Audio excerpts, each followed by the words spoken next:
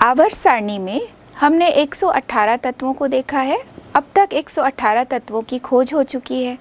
इनमें से प्रत्येक तत्व की एक अलग उपयोगिता है, अलग महत्व है।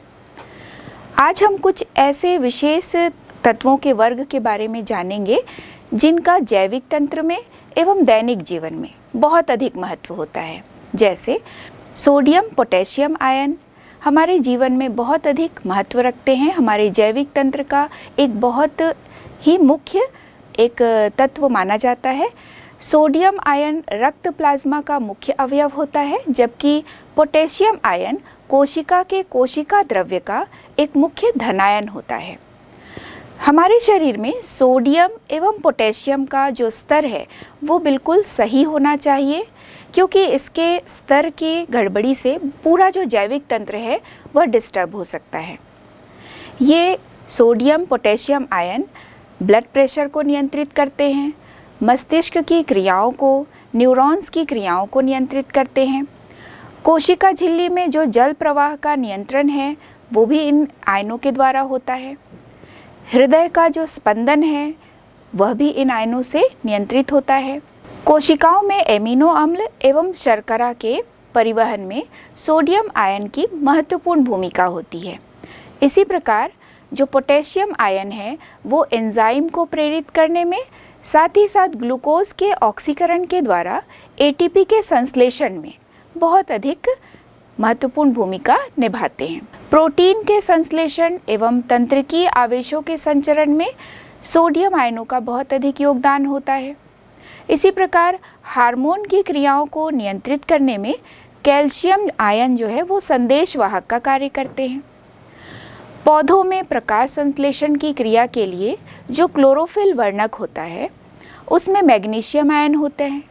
इसी प्रकार कैल्शियम हमारे शरीर का जो 99% भाग कैल्शियम का है वो हड्डियों में एवं दांतों में होता है।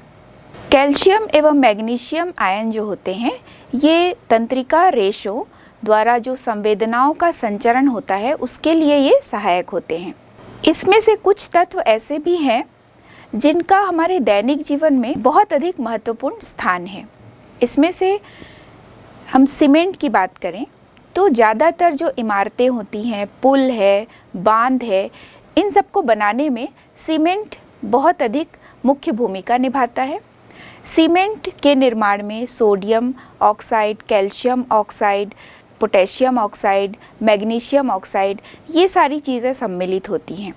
सीमेंट के निर्माण में जो कच्चा पदार्थ होता है उसमें कैल्शियम कार्बोनेट की एक मुख्य भूमिका होती है। सीमेंट कई सारे जो कैल्शियम सिलिकेट होते हैं, कैल्शियम डाइसिलिकेट, ट्राइसिलिकेट, इन सब का मिश्रण होता है। कैल्शियम कार्बोनेट का प्रयोग संगमरमर के रूप में इमारतों के भवनों के निर्माण में किया जाता है। कैल्शियम हाइड्रोक्साइड या जिसे हम चूने का पानी कहते हैं तो सफ़ेदी के लिए विभिन्न प्रकार से जो चूना लेप होता है जिसे मोर्टार भी कहते हैं उसमें भी इसका प्रयोग होता है। ये रोगाणुनाशी होते हैं, तो पेंट या जो सफ़ेदी की जाती है बिल्डिंग में उसमें भी इसकी बहुत अधिक भूमिका होती है। प्लास्टर ऑफ पेरिस टूटी हुई हड्डियों को जोड़ने में सहायक होते हैं, जो कि कैल्शियम का ही एक यौगिक है। प्लास्टर ऑफ पेरिस का प्रयोग मूर्तियों को बनाने में, सांचों को बनाने में किया जाता है। तो हमने देखा कि यहाँ पर तत्वों का एक विशेष वर्ग है जिसका अध्ययन हमें करना है, और इन सभी तत्वों का हमारे जैविक तंत्र में, हमारे दैनिक जीवन में बहुत अधिक महत्वपूर्ण भूमिका है। आज हम इसी प्रकार के तत्वों की एक विशेष श्रेणी एस ब्लॉक एलिमेंट्स की बात करेंगे। पूरे आवर्त सारणी में जो 118 तत्व हैं इन्हें 4 मुख्य वर्गों में बांटा गया है, S block, P block, D block एवं एफ ब्लॉक। और यह जो वर्गीकरण है यह निर्भर करता है इन सभी तत्वों का जो अंतिम इलेक्ट्रॉन है वह किस उपकोष में प्रवेश करता है। तो ये जो तत्वों की एक विशेष श्रेणी जिसकी चर्चा हमने की, इन तत्वों को चूँकि एस ब्लॉक एलिमेंट्स कहा जाता है तो इनका जो अंतिम इलेक्ट्रॉन है वह एस उपकोष में प्रवेश करता है। एस उपकोष में हम ये जानते हैं कि अधिकतम इलेक्ट्रॉनों की संख्या 2 होती है। तो एस ब्लॉक एलिमेंट्स को यदि हम NS1 के रूप में देखेंगे तो वो प्रथम वर्ग होगा, यानी क्षारीय धातुएं जिसे कहते हैं एल्केली मेटल्स। इसी प्रकार यदि NS में 2 इलेक्ट्रॉन है तो यह क्षारीय मृदा धातु या द्वितीय वर्ग कहलाएगा। तो S ब्लॉक तत्व में मुख्य रूप से 2 वर्ग ही होते हैं, फर्स्ट A, सेकेंड A, या प्रथम वर्ग, द्वितीय वर्ग, जिसे क्षारीय धातु एल्केली मेटल्स एवं क्षारीय मृदा धातुएं एल्केलाइन अर्थ मेटल्स के नाम से जाना जाता है। इस पूरे अध्याय में हम मुख्य रूप से क्षारीय धातु एवं क्षारीय मृदा धातु एवं उनके जो यौगिक हैं उनके मुख्य गुणों के बारे में जानेंगे। इस परिवार के जो क्षार धातु या क्षारीय मृदा धातु में कैल्शियम एवं सोडियम के विभिन्न जो यौगिक हैं उनका निर्माण, उनके गुण, उनके उपयोगों के बारे में जानेंगे। इसी प्रकार जो कैल्शियम, मैग्नीशियम, पोटेशियम, सोडियम, इनका जैविक तंत्र में कितना इम्पोर्टेंस है इसके बारे में हम इस पूरे अध्याय में सीखेंगे। तो हम प्रारंभ करते हैं एल्केली मेटल्स या क्षार धातुएं।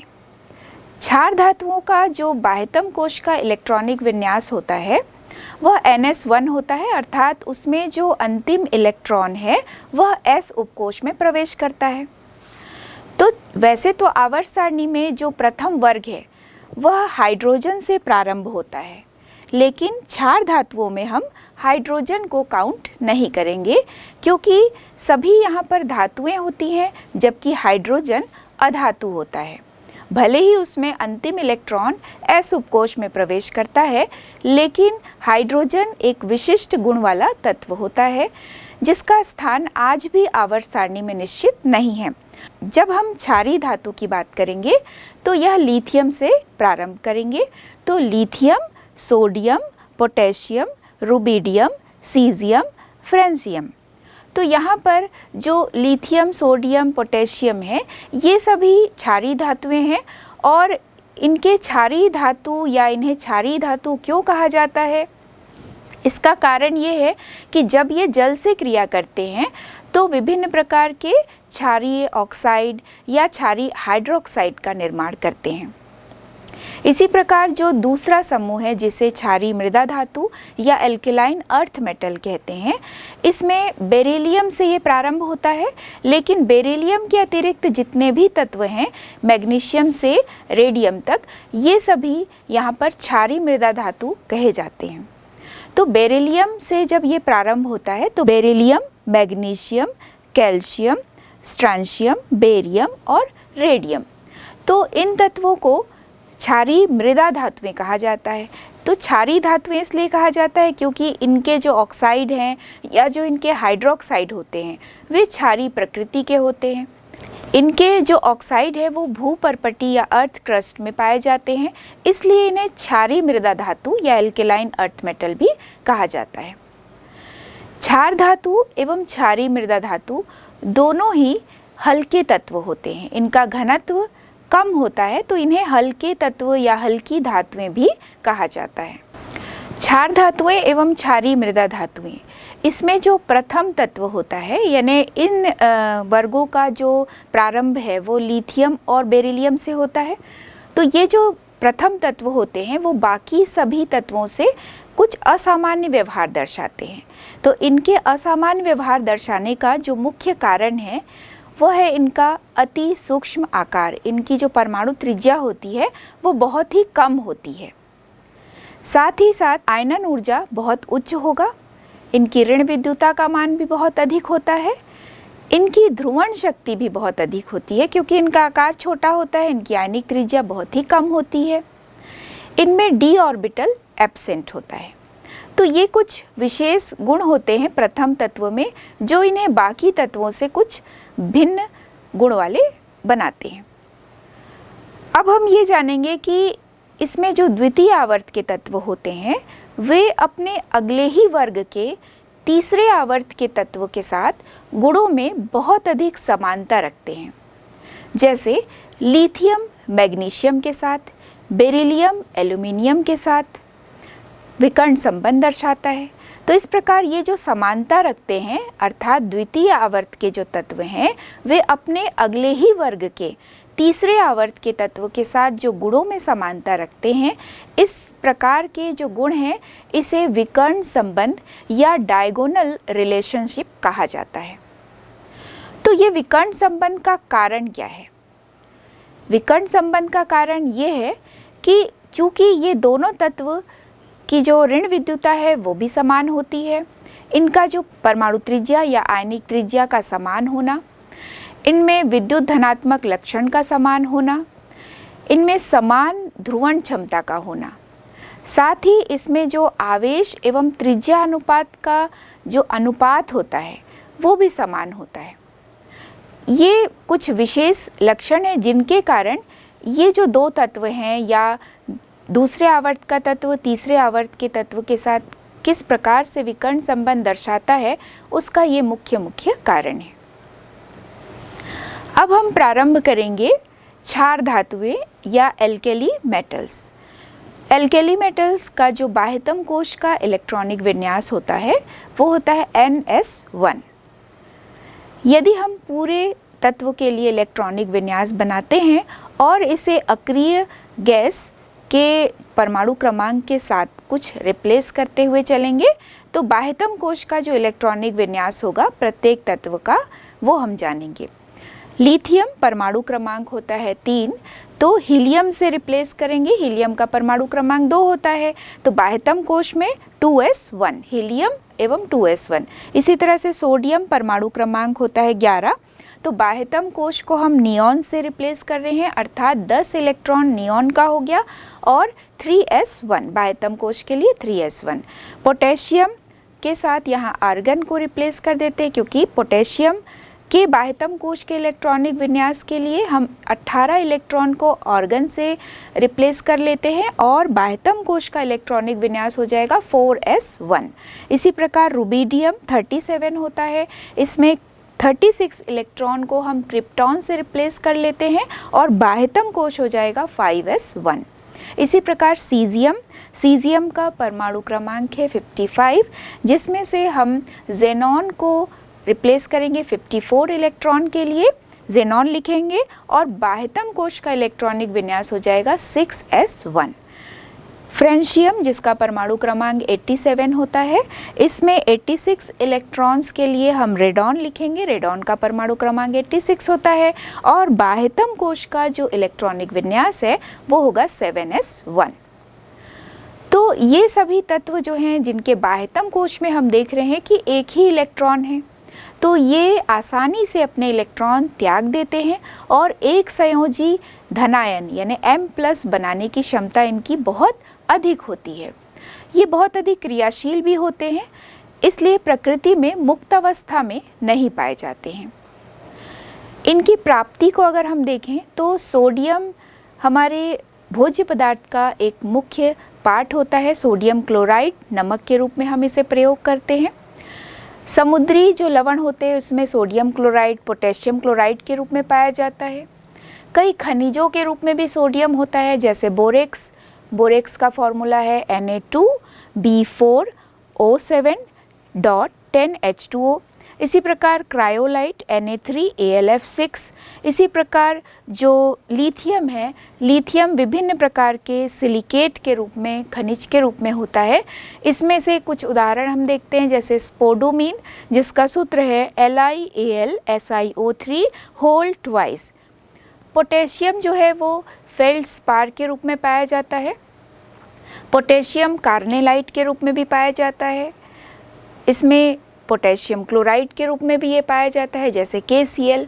फेल्डस्पार के रूप में पाया जाता है। फेल्डस्पार का फॉर्मूला K2O.Al2O3.6SiO2। इसी प्रकार कार्नेलाइट, इसका फॉर्मूला है KCl.MgCl2.6H2O। तो पोटेशियम, सोडियम, लिथियम विभिन्न प्रकार के खनिजों के रूप में पाए जाते हैं। रुबिडियम एवं सीजियम दुर्लभ तत्व होते हैं, जबकि फ्रेंशियम जो है वो रेडियो एक्टिव तत्व होता है। फ्रेंशियम इतना अधिक रेडियो एक्टिव होता है, इसका अर्धायुकाल बहुत ही कम होता है। तो इसका जो एक समस्थानिक है जिसका अर्धायुकाल माना जाता है कि सबसे अधिक है, वह है 21 मिनट का। तो आप सोचिए कि ये कितना अस्थायी तत्व होता है। फ्रेंशियम जो है वो रेडियोधर्मी तत्व होता है। तो इनके कुछ विशेष गुणों को अब हम जानेंगे।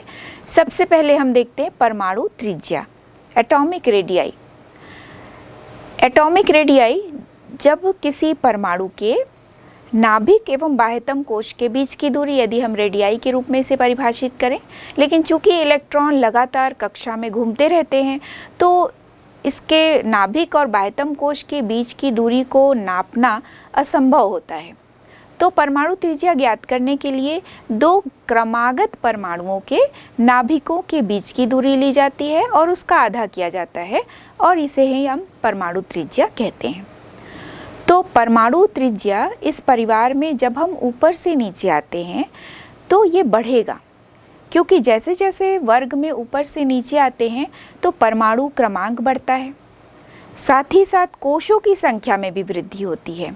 तो जैसे जैसे ऊपर से नीचे आएंगे कोशों की संख्या बढ़ती है, तो नाभिक एवं बाह्यतम कोश के बीच का जो आकर्षण बल है वो कम होने लगता है, क्योंकि यहाँ पर परिरक्षण प्रभाव कार्य करने लगता है। अर्थात नाभिक एवं बाह्यतम कोश के इलेक्ट्रॉन्स के मध्य तो आकर्षण बल होता है, लेकिन नाभिक और बाह्यतम कोश के बीच स्थित जो विभिन्न कोश हैं, इसमें उपस्थित जो इलेक्ट्रॉन हैं, उन इलेक्ट्रॉनों के बीच प्रतिकर्षण बल कार्य करने लगता है। एक स्थिति ऐसी आती है जब प्रतिकर्षण बल का मान आकर्षण बल के मान से अधिक हो जाता है। तो ऐसी स्थिति में ऊपर से नीचे आने पर परमाणु त्रिज्या का मान बढ़ने लगता है। तो नाभिकीय आवेश में वृद्धि होती है, लेकिन साथ ही साथ जो विभिन्न कोश हैं वो भी बढ़ने लगते हैं। तो ऊपर से नीचे आने पर कोशों की संख्या में वृद्धि और परमाणु क्रमांक में भी वृद्धि होती है, लेकिन चूँकि यहाँ पर परिरक्षण प्रभाव कार्य करने लगता है तो प्रतिकर्षण बल ज़्यादा प्रभावी हो जाता है आकर्षण बल पर, और जो नए कक्षा जुड़ते हैं वो भीतरी कक्षाओं पर परिरक्षण प्रभाव का मान जो है वो एस इलेक्ट्रॉनों पर बढ़ने लगता है। तो परमाणु त्रिज्या का मान जैसे जैसे हम ऊपर से नीचे आते हैं तो आप देखिए इस प्रकार से बढ़ने लगता है। तो लिथियम 152, सोडियम 186, इसी प्रकार पोटेशियम 227 और रुबिडियम 248 और सीजियम 265। तो ये सभी हम पिकोमीटर में काउंट करते हैं। और आप देखिए सोडियम से पोटेशियम तक जैसे ही आते हैं तो असाधारण रूप से पोटेशियम का जो परमाणु त्रिज्या का मान है वो बढ़ रहा है। अब हम जानेंगे आयनिक त्रिज्या का मान। आयनिक त्रिज्या, चूँकि इस परिवार में हमने देखा कि बाह्यतम कोश में एक इलेक्ट्रॉन होते हैं, इसे आसानी से ये त्याग कर एक संयोजी आयन बनाने की क्षमता रखते हैं। तो जब ये एक इलेक्ट्रॉन त्याग देते हैं, M से M+ का बनना और एक इलेक्ट्रॉन का बाहर निकलना, तो यहाँ परमाणु इलेक्ट्रॉन निकालकर एक धनायन में परिवर्तित हो गया। तो दोनों में हम देख रहे हैं कि नाभिकीय आवेश तो उतना ही है, लेकिन इलेक्ट्रॉनों की संख्या में कमी आती है। जब हम सोडियम आयन की बात करते हैं तो उसमें 11 प्रोटॉन होते हैं, लेकिन इलेक्ट्रॉन 10 ही होते हैं। सोडियम परमाणु की बात करते हैं तो उसमें 11 प्रोटॉन और 11 ही इलेक्ट्रॉन होते हैं। तो सोडियम आयन में जो नाभिकीय आवेश है वो बहुत अधिक हो जाता है, इलेक्ट्रॉनों की संख्या कम हो जाती है, तो नाभिकीय आवेश ज़्यादा प्रभावी हो जाता है। तो परमाणु और धनायन की तुलना करने पर जो धनायन का आकार है वो परमाणु से छोटा हो जाता है। वैसे भी हम देखेंगे तो यदि आयनों की बात करें, आयनिक त्रिज्या की बात करें, तो परमाणु त्रिज्या की तुलना में जो आयनिक त्रिज्या का मान होगा वो यहाँ पर कम होगा, क्योंकि धनायनों की त्रिज्या हमेशा परमाणु की त्रिज्या से कम होती है। आयनों की त्रिज्या को भी जब हम काउंट करेंगे तो किसी भी परमाणु से इलेक्ट्रॉन निकलने के बाद जो आयन बनता है उसके नाभिक एवं बाह्यतम कोश की बीच की दूरी को ही हम आयनिक त्रिज्या के रूप में काउंट करेंगे। तो ऊपर से नीचे आने पर आयनिक त्रिज्या का मान भी बढ़ने लगता है, क्योंकि ऊपर से नीचे आने पर कोशों की संख्या में वृद्धि होती है। अगला गुण देखेंगे आयनन ऊर्जा या आयनन एंथैल्पी। किसी भी गैसीय परमाणु से या विलगित परमाणु से जब एक इलेक्ट्रॉन को बाहर निकालना होता है तो जितनी ऊर्जा की आवश्यकता होती है ये कहलाती है आयनन एंथैल्पी। ये हमने पढ़ा है कई बार। किसी भी परमाणु से जब इलेक्ट्रॉन निकालना होता है तो ऊर्जा की आवश्यकता होती है। तो जितनी ऊर्जा की आवश्यकता होती है या जितनी ऊर्जा देकर उस परमाणु से इलेक्ट्रॉन निकाला जाता है वही ऊर्जा कहलाती है आयनन ऊर्जा, या इसे एंथैल्पी के रूप में काउंट करेंगे तो आयनन एंथैल्पी, आयोनाइजेशन एंथैल्पी। चूँकि इस परिवार में हमने देखा कि परमाणु त्रिज्या अधिक होती है इस परिवार की, क्योंकि यह पूरे आवर्त सारणी में जो क्षार धातुएं हैं उसको सबसे पहला वर्ग का स्थान मिला हुआ है। तो जब और इसके बाह्यतम कोश में जो इलेक्ट्रॉनिक विन्यास है वो NS1 है। तो थोड़ी सी ऊर्जा पाकर ही ये अष्टक को पूर्ण कर लेते हैं, क्योंकि एक इलेक्ट्रॉन त्यागने की प्रवृत्ति इसकी बहुत अधिक होती है। तो ये आसानी से अपने इलेक्ट्रॉन को त्याग कर अष्टक बनाने की क्षमता रखते हैं। चूँकि इसमें इलेक्ट्रॉन निकालने के लिए बहुत कम ऊर्जा की आवश्यकता होती है, तो इस आवर्त सारणी के परिवार में यदि अध्ययन करें, तुलना करें, तो हम ये पाएंगे कि जो क्षार धातुएं होती है इनकी आयनन ऊर्जा का मान बहुत ही कम होता है। ये एक संयोजी आयन बनाते हैं एक इलेक्ट्रॉन त्याग देने के बाद। इनकी जो इकाई होती है वो इलेक्ट्रॉन वोल्ट प्रति परमाणु के रूप में ये नापा जाता है, या फिर किलो जूल प्रति मोल के रूप में इसे नापा जाता है। लेकिन जब हम वर्ग में इसकी तुलना करेंगे, अर्थात जब हम लिथियम से फ्रेंशियम तक जाएंगे, तो चूँकि परमाणु आकार में वृद्धि होती है और परमाणु आकार में वृद्धि होने के साथ साथ नाभिक और बाह्यतम कोश के बीच की जो दूरी है वो भी बढ़ेगी, तो कम ऊर्जा पाकर ही इलेक्ट्रॉन बाहर निकल सकते हैं। तो ऊपर से नीचे आने पर परमाणु त्रिज्या का मान तो बढ़ेगा, लेकिन आयनन ऊर्जा का मान कम होता जाता है। परमाणु त्रिज्या एवं आयनन ऊर्जा में उल्टा संबंध होता है। यदि परमाणु त्रिज्या का मान बढ़ता है तो आयनन ऊर्जा का मान घटेगा, परमाणु त्रिज्या का मान कम होगा तो आयनन ऊर्जा का मान बढ़ेगा। क्योंकि नाभिक और बाह्यतम कोश के बीच जितना अधिक आकर्षण बल होता है, इलेक्ट्रॉन को बाहर निकालना उतना ही कठिन कार्य होता है। अधिक ऊर्जा देकर ही उसमें से इलेक्ट्रॉन बाहर निकलती है। अगला गुण देखेंगे विद्युत धनात्मकता एवं धात्विक लक्षण। ये गुण भी आयनन ऊर्जा से संबंधित ही है। इस परिवार में हमने देखा बाह्यतम कोश का इलेक्ट्रॉनिक विन्यास NS1 है। ये तुरंत अपने एक इलेक्ट्रॉन को त्याग देते हैं और M+ बनाते हैं। और जैसे जैसे हम परिवार में ऊपर से नीचे आते हैं, तो चूँकि आकार में वृद्धि होती है तो इलेक्ट्रॉन त्यागने की क्षमता भी अधिक होगी। तो ऊपर से नीचे आने पर विद्युत धनात्मक गुण बढ़ेगा। इसी प्रकार जब हम धात्विक लक्षण की बात करें तो धातु क्या होते हैं? धातु ऐसे तत्व कहलाते हैं जिनके बाह्यतम कोश में कम इलेक्ट्रॉन होते हैं, 1, 2 या 3, जिसे वो आसानी से त्याग कर धनायन बनाने की क्षमता रखते हैं। तो इस परिवार में हमने देखा कि बाह्यतम कोश में एक ही इलेक्ट्रॉन है। ये तुरंत अपने एक इलेक्ट्रॉन को त्याग देते हैं और अष्टक बनाने की क्षमता रखते हैं। तो इस परिवार में जब ऊपर से नीचे आएंगे तो चूँकि परमाणु त्रिज्या का मान बढ़ेगा, इलेक्ट्रॉन त्यागने की क्षमता बढ़ेगी, तो धात्विक गुण भी बढ़ता है।